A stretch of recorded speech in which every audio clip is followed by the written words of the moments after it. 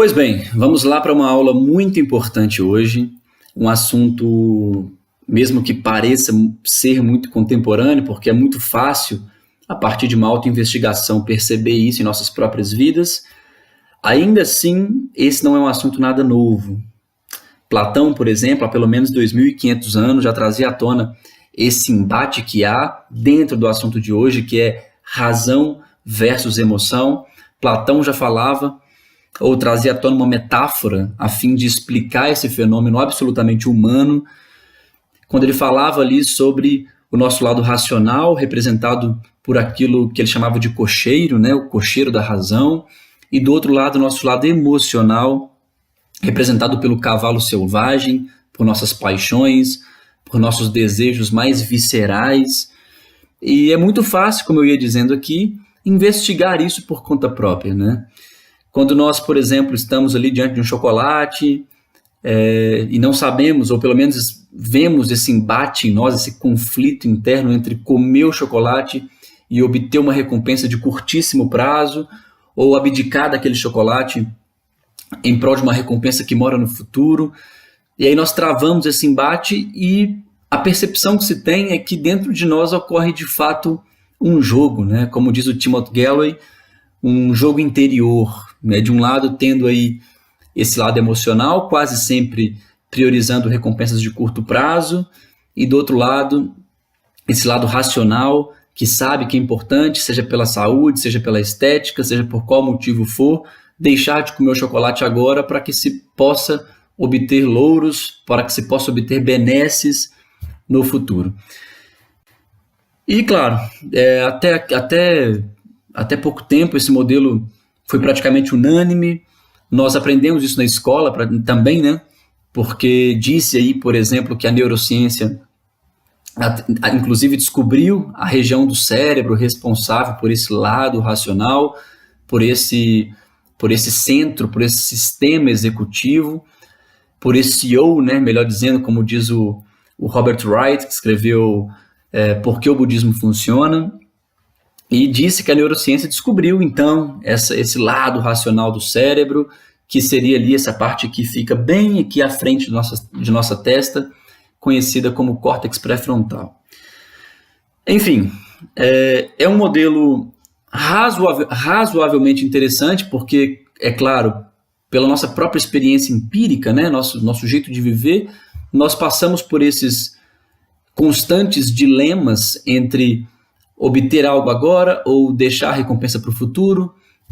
Nós sabemos hoje também, a partir de estudos da economia comportamental, que nós somos muito afeitos a recompensas de curto prazo e que quanto mais próxima no curso do tempo estiver uma recompensa, maior é a probabilidade de tomarmos uma decisão em prol dessa mesma recompensa. O nome disso é desconto hiperbólico. Mas ainda assim, mesmo o modelo sendo bastante difundido, mesmo havendo constantemente essa forma de interpretar a realidade, alguns estudos da psicologia moderna, das neurociências no geral, neuropsicologia e tudo mais, vêm demonstrando que isso não é bem verdade. Primeiro, porque nós temos aqui, vamos trazer primeiro um contexto, é muito importante. Se nós olharmos para o conceito que nós temos de autocontrole, e autocontrole aqui entende-se a capacidade de, frente a um estímulo, frente a uma, entre aspas, tentação, ter a capacidade de não sucumbir a essa tentação, ter a capacidade basicamente de, frente a esse estímulo, decidir como você quer agir independente disso. Ou seja, ter a capacidade de transcender, de superar uma dada tentação. Esse é o modelo convencionalmente proposto, né? A ideia de disciplina, de autocontrole é basicamente essa. Só que se nós formos pensar, e eu gosto muito daquilo que propõe o Robert Wright, né, que eu já citei aqui ele, eu gosto muito do que ele propõe a partir da psicologia evolucionista. Vamos entender isso bem. Sabe-se hoje que quando você sucumbe a uma tentação, aumenta-se a probabilidade de você novamente no futuro agir em prol daquele comportamento que você realizou previamente. O que eu estou querendo dizer com isso? O que quando você está ali naquele embate entre comer o chocolate ou não comer o chocolate, quando você come o chocolate e obtém uma recompensa, como nós estamos atuando no sistema dopaminérgico, ou seja, que tem relação com a dopamina, que é um neurotransmissor responsável por nossas decisões, por nossas escolhas, quando nós obtemos uma recompensa, é como se o cérebro catalogasse qual foi o comportamento que o levou àquela recompensa. E aí, por certo, o cérebro sabe que todas as vezes que um gatilho que o levou àquele comportamento surgir, ele deve basicamente agir de tal modo a fim de obter uma recompensa. Ou seja, o processo que era deliberado, consciente, torna-se um processo automático, que é aquilo que nós chamamos de hábitos. Hábitos são, por definição, comportamentos que nós fazemos aí sem esforço consciente ou com um esforço consciente muito pequeno, mínimo, né? E o que acontece, portanto, voltando aqui ao tema da psicologia evolucionista? Quando você age de um modo, você obtém uma recompensa, é muito provável que você continue agindo assim. Ou seja, a cada vez que você obtém uma recompensa, o processo decisório vai diminuindo e essa decisão vai tornando-se cada vez mais automática. Isso traz à tona um entendimento muito importante, que esse sistema executivo, esse CEO interno, como diz o próprio Robert White, ou como diz o Chris Gillibo, né, a partir dessa concepção de self que nós temos, de eu, que está ali controlando as nossas decisões, como se nós fôssemos ali apaniguados, nutridos por um livre-arbítrio e que nós decidimos para onde a nossa vida deve ir ou para onde a nossa vida não deve ir. Essa entidade ela vai se tornando cada vez menos presente e as decisões vão ficando cada vez mais automáticas, até seguindo ali aquela concepção que se tem, né, de loop do hábito, como foi estabelecido lá atrás, em 1898, por um sujeito chamado Edward Thorndike, quando ele trazia ali o experimento do puzzle box, né? Todo hábito é composto de gatilho, de um anseio, né? Porque a dopamina ela depois se manifesta no começo do comportamento, o comportamento em si, a rotina e, por último, uma recompensa. Então, por que, a partir do viés da psicologia evolucionista, nós teríamos um sistema executivo, um CEO, que com o passar do tempo ele perderia a sua utilidade? Por que a capacidade de autocontrole desse CEO, desse sistema executivo, vai diminuindo à medida que nós acionamos um comportamento? A partir da psicologia evolucionista, como propõe aqui e já disse o Robert Wright, não faz muito sentido isso. É um pensamento que não faz muito sentido o nosso organismo, a natureza, conceber algo que vai perdendo a força de maneira tão brusca no curso do tempo. Percebe a inquietude dessa reflexão? E aí nós temos que trazer à tona, então, um modelo, propriamente, que compreenda isso melhor. E o modelo de compreensão disso não se dá através dessa dicotomia que nós vemos constantemente entre razão e emoção. E aí que talvez nós podemos até voltar no tempo e também tomar como partido uma concepção filosófica de um sujeito do século XVIII, não é nada novo isso, chamado David Hume. O David Hume, ele dizia que as paixões, ou melhor, a razão é escrava das paixões. A razão é escrava das paixões.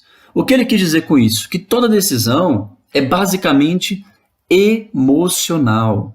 Toda decisão é emocional. Nós acreditamos que nós estamos ali, como eu disse, deliberadamente, definindo para onde a nossa vida deve ir ou para onde a nossa vida não deve ir, mas nós não sabemos que muitas das coisas que fazemos, elas acontecem no nível subliminar. Muitas de nossas decisões são, entre aspas, inconscientes. Existe um psicólogo muito interessante, ele fez um estudo ainda mais interessante do que ele propriamente, chamado Timothy Wilson. Talvez você não saiba, mas nós temos uma certa afeição por objetos que estão mais à direita do que objetos que estão mais à esquerda. Como assim, Carlos?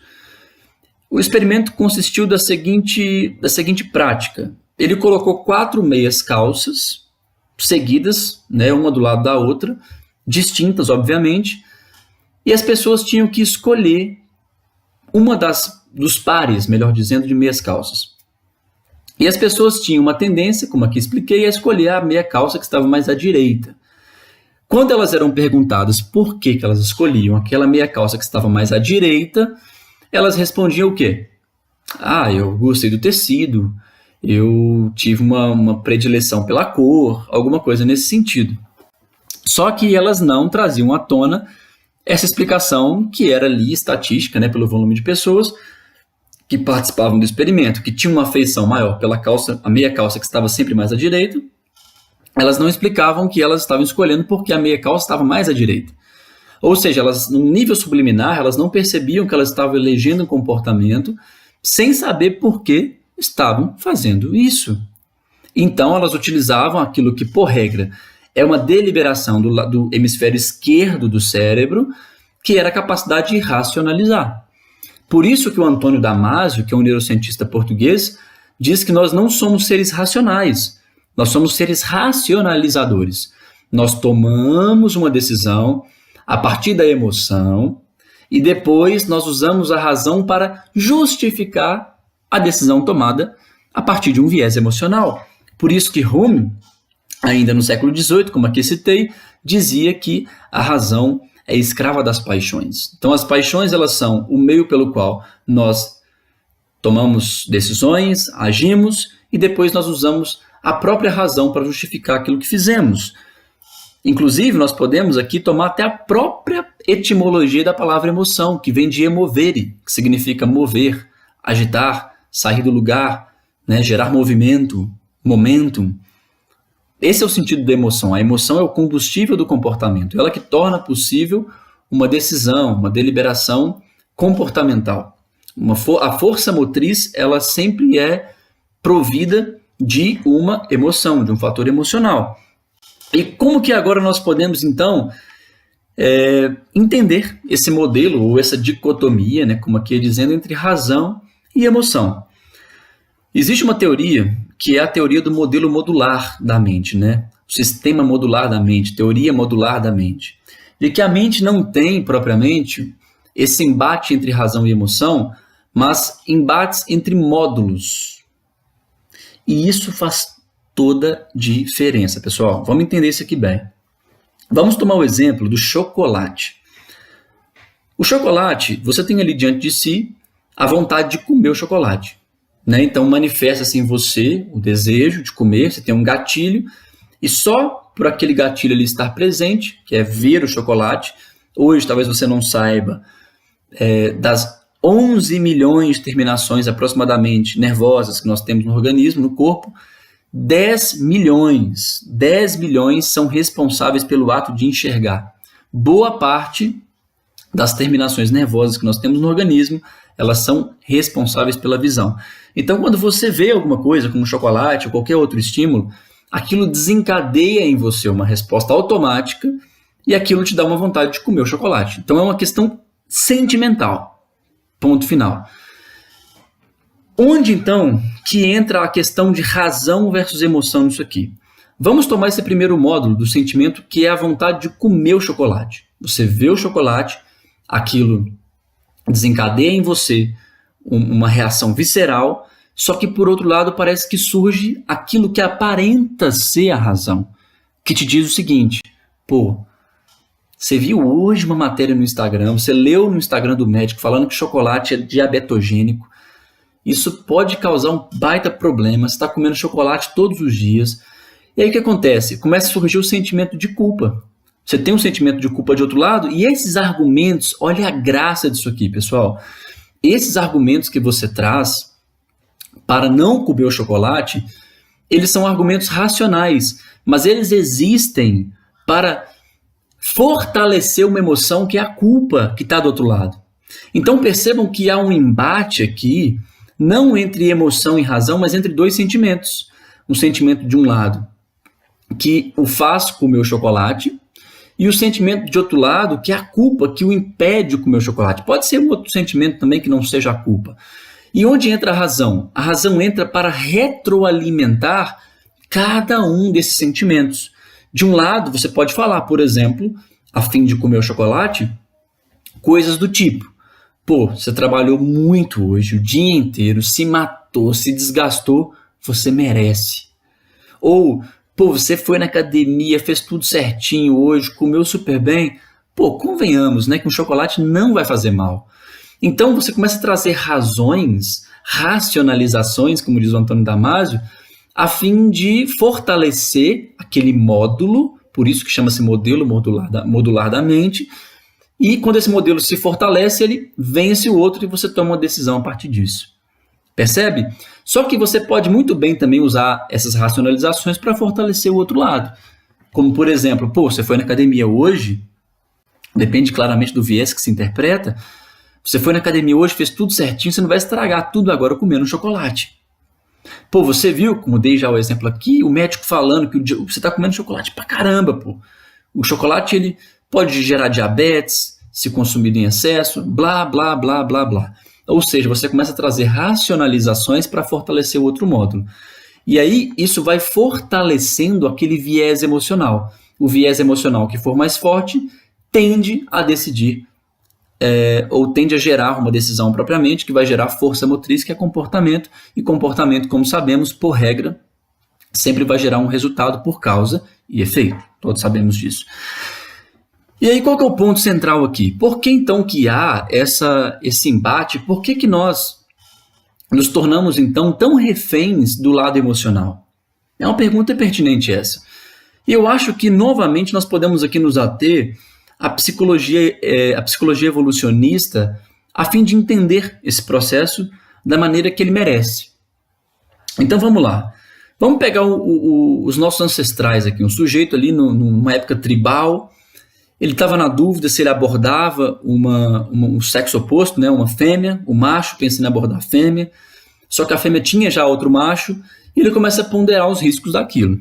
Pô, de um lado, um módulo que o diz, pô, vai, né, a prole a prole ela merece ser perpetuada ali, você tem que fazer, propagar a sua espécie, propagar o seu gene e tudo mais, que o diz isso de um lado.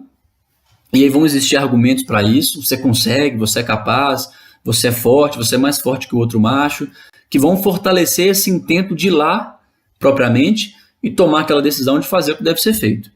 De outro lado, vem a ponderação do outro módulo, né, a partir da razão também, que é, pode ter como há um medo ali presente, esse medo também pode ser fortalecido por muitos argumentos, como você pode ser muito mal visto por sua tribo, você pode ser, enfim, achacalhado pelo macho que é detentor, né? Naquela época isso era muito comum daquela fêmea. E aí vão surgindo argumentos, a fim de você ou tomar decisão de um lado ou tomar decisão de outro lado. Mas aqui nós não temos razão num embate, num conflito com a emoção. Nós temos dois módulos emocionais que são ali retroalimentados por justificativas racionais. E aqui que está o ponto central. Suponhamos que o sujeito consiga, né, ele vá, aborde então a fêmea e consiga, né, ter uma relação sexual, ele obtém uma recompensa a partir disso, e isso aqui está a chave do entendimento, pessoal. E isso leva, quando ele tiver uma outra circunstância semelhante no futuro, um contexto parecido com esse, isso o leva a decidir de maneira mais rápida, sem ter que passar por esse embate, por esse dilema. Esse é o grande ponto. Por quê? Como expliquei, essa é uma atuação dentro do nosso sistema dopaminérgico, que é responsável justamente por nossas decisões, por nossas escolhas, por nossas considerações de caminho na vida no geral. E quando um caminho nos leva a uma recompensa, o cérebro, opa, isso deu certo. Quando acontecer no futuro de novo, eu não tenho que ficar pensando tanto nisso mais e posso simplesmente agir, né? Só que do outro lado poderia também dar errado. E aqui é o grande ponto. Se esse comportamento então leva o sujeito a levar um fora da mulher ou a ser ali agredido pelo outro macho, naturalmente numa situação futura em que o mesmo contexto ou um contexto similar se apresentar, esse sujeito também vai se retrair mais rápido, como se ele tivesse, entre aspas, criado um trauma a partir disso. Então vejam que essa discussão entre emoção de um lado e razão de outro lado, ela não é uma discussão inteligente, ela não é uma discussão interessante. Nós podemos aqui trazer um aspecto muito mais compreensivo da natureza da realidade, de nossa própria natureza, do que essa visão rasa desse embate que há constantemente entre razão e emoção. Tá bom? Nos vemos